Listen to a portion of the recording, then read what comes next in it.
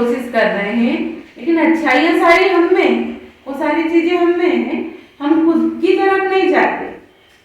हाँ, जो कहते ना, जो भीतर गया तो वो तर गया, तो भीतर जाएंगे तो तर जाएंगे। लेकिन आज हम कहाँ पर जा रहे हैं? गंगा स्नान करने जा रहे हैं, और गंगा स्नान करने जाते हैं और हम कहते हैं वहां से हमारे पाप धुल के आएंगे। एक बार गंगा के तट पर कबीर जी वहां पर रहते थे, तो गंगा के तट पर साधुओं की टोली आई हुई थी स्नान करने के लिए।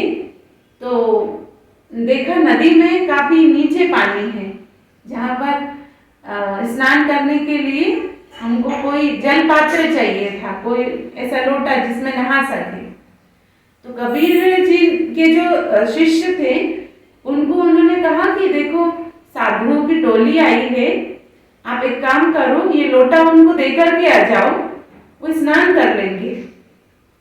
तो वो स्नान करने के लिए उस तट पर गए हुए थे, और यहाँ से कबीर जी के साथ जो शिष्य थे वो उनको लोटा देने के लिए गए कि आप इसमें स्नान कर लीजिए।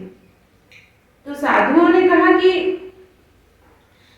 ये जो लोटा है इसमें हम नहीं स्नान कर सकते, क्योंकि ये एक नीचे कैटेगरी के जाति के लोगों का है, क्योंकि कबीरदास जी उसी जाति से थे। तो कहा कि ये लोटा हम प्रयोग में नहीं ले सकते।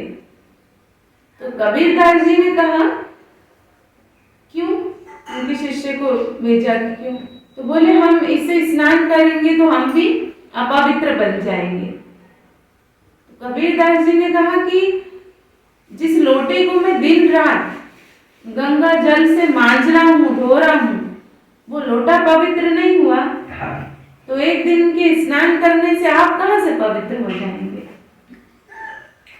तो सोचने की बात है कि हम सब गंगा स्नान करने जाते हैं, तीर्थ स्थानों पर जाते हैं, लेकिन हमारी शुद्धि किससे होगी? उसके लिए तो ज्ञान चाहिए। जल से शुद्धि नहीं होगी, जल से तो शरीर की शुद्धि होती है, लेकिन आत्मा की शुद्धि के लिए ज्ञान चाहिए होता है। और वो जब हमको आत्मज्ञान मिल जाता है, आत्मबोध हो जाता है,